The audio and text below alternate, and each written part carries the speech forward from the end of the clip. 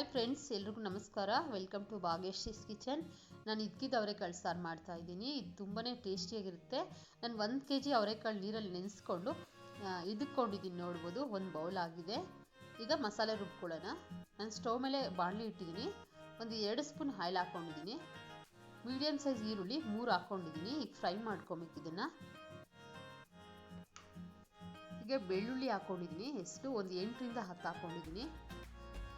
ಇದನ್ನು ಚೆನ್ನಾಗಿ ಫ್ರೈ ಮಾಡ್ಕೊಳ್ಳೋಣ. 1 ಟೊಮೆಟೊ ಹಾಕ್ಕೊಳ್ತಾ ಇದ್ದೀನಿ.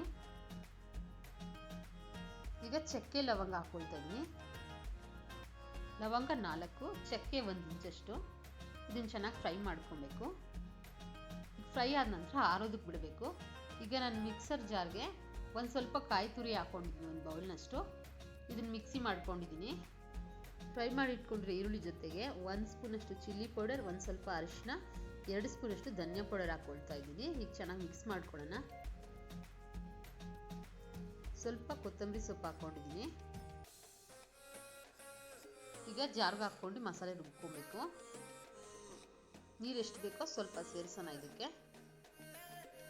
ಈಗ ಮಸಾಲೆ ರುಬ್ಬಾಗಿದೆ ನೋಡ್ಬೋದು. ಈ ಸ್ಟವ್ ಮೇಲೆ ನಾನು ಕುಕ್ಕರ್ ಇಡ್ತಾ ಇದ್ದೀನಿ. 2 ಸ್ಪೂನಷ್ಟು ಆಯಿಲು, ಒಂದು ಸ್ವಲ್ಪ ಈರುಳ್ಳಿ ಸೇರಿಸ್ತಾ ಇದ್ದೀನಿ. ಬದನೆಕಾಯಿ ಪೀಸಸ್ ಹಾಕ್ಕೊಳ್ತಾ ಇದ್ದೀನಿ. 3 ಬದನೆಕಾಯಿ ಹಾಕ್ಕೊಂಡಿದ್ದೀನಿ. ಇದನ್ನು ಚೆನ್ನಾಗಿ ಫ್ರೈ ಮಾಡ್ಕೊಬೇಕು. ಎಣ್ಣೆಲೆ ಫ್ರೈ ಆದರೆ ಬದನೆಕಾಯಿ ಒಳ್ಳೆ ಟೇಸ್ಟ್ ಇರುತ್ತೆ. ಈಗ ಸ್ವಲ್ಪ ಕರಿಬೇವಿನ ಸೊಪ್ಪು ಹಾಕ್ಕೊಳ್ಳೋಣ. ಒಂದು ಬೌಲ್ನಷ್ಟು ಇಕ್ಕಿರೋ ಅವರೆಕಾಳು ಹಾಕ್ಕೊಳ್ತಾ ಇದ್ದೀನಿ. ಇದನ್ನು ಚೆನ್ನಾಗಿ ಫ್ರೈ ಮಾಡ್ಕೊಬೇಕು ಎಣ್ಣೆಲೆ. ಒಂದು 2 ನಿಮಿಷ ಫ್ರೈ ಮಾಡ್ಕೊಂಡ ನಂತರ ನಾವು ಮಸಾಲೆ ಹಾಕ್ಕೊಬೇಕು. ಈಗ ಫ್ರೈ ಆಗಿದೆ, ಮಸಾಲೆ ಹಾಕ್ಕೊಂಡಿದ್ದೀನಿ ರುಬ್ಕೊಂಡಿರೋದು.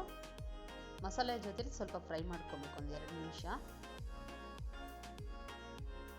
ಈಗ ಜಾರ್ ತೊಳ್ಕೊಂಡಿರೋ ನೀರು ಸ್ವಲ್ಪ ಹಾಕ್ಕೊಳ್ತಾ ಇದ್ದೀನಿ. ನೀರು ಎಷ್ಟು ಬೇಕೋ ನೋಡ್ಕೊಂಡು ಹಾಕ್ಕೊಬೇಕು. ಇದನ್ನು ನಾನು ಹಾಗೆ ಬೇಯೋದಕ್ಕೆ ಬಿಡ್ತಾ ಇದ್ದೀನಿ, ಲಿಡ್ ಕ್ಲೋಸ್ ಮಾಡ್ತಾ ಇಲ್ಲ. ಈಗ ನೀರು ಇನ್ನೊಂದು ಗ್ಲಾಸ್ನಷ್ಟು ಸೇರಿಸೋಣ. ಇದಕ್ಕೆ ಸ್ವಲ್ಪ ಗಟ್ಟಿಯಾಗೇ ಇರಬೇಕು. ಹಿtikidaavarekalu ಸಾರು ತುಂಬ ಟೇಸ್ಟ್ ಇರುತ್ತೆ ಆಗ. ಈಗ ರುಚಿಗೆ ತಕ್ಕಷ್ಟು ಉಪ್ಪು ಹಾಕ್ಕೊಂಡಿದ್ದೀನಿ.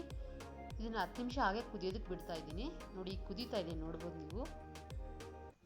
10ರಿಂದ 15 ನಿಮಿಷ ಬೇಕಾಗುತ್ತೆ. ನೋಡಿ, ಈಗ 10 ನಿಮಿಷ ಆಗಿದೆ, ತೋರಿಸ್ತಾ ಇದ್ದೀನಿ ಎಷ್ಟು ಚೆನ್ನಾಗಿ ಬಂದಿದೆ ಅಂತ. ಗಟ್ಟಿಯಾಗಿದೆ ನೋಡಿ, ಬೇಳೆ ಎಲ್ಲ ಚೆನ್ನಾಗಿ ಬೆಂದಿದೆ. ಈಗ ಸರ್ವಿಂಗ್ ಬೌಲ್ಗೆ ಸರ್ವ್ ಮಾಡ್ಕೊಂಡಿದ್ದೀನಿ. ದೋಸೆಗೆ ಮತ್ತು ಚಪಾತಿಗೆಲ್ಲ ತುಂಬ ಚೆನ್ನಾಗಿರುತ್ತೆ. ರೆಸಿಪಿ ಇಷ್ಟ ಆಗಿದ್ರೆ ಲೈಕ್ ಮಾಡಿ, ಚಾನಲ್ಗೆ ಸಬ್ಸ್ಕ್ರೈಬ್ ಆಗಿ.